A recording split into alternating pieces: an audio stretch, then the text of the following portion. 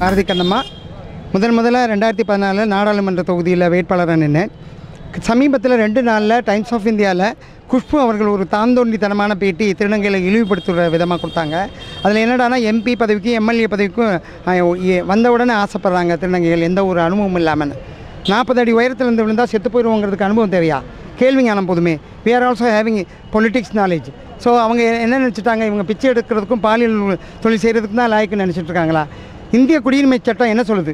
எலெக்ஷனில் நிற்கிறதுக்கு மினிமம் 5 வாக்காளர்கள் பரிந்துரை செய்யணும். அவங்க என்ன படிப்பு இருந்தாலும் பரவாயில்ல, அவங்க இந்திய குடிமகனாக இருக்கணும்னு சொல்லியிருக்காங்க. அதை தானே நாங்கள் பண்ணியிருக்கோம். அதை தாண்டி எங்களுக்கு என்ன தகுதி வேணும்னு அவங்க நினைக்கிறாங்கன்னு தெரியல. அது மட்டும் இல்லை, இன்றைக்கி திருநங்கையர் தினம் நாங்கள் சிறப்பாக கொண்டாடிட்டு இருக்கோம். எங்களுக்கு ஒரு பரிசு கொடுக்கணும்னா இது வரைக்கும் 4 வழக்குகளை சந்திச்சிருக்காங்க குஷ்பு.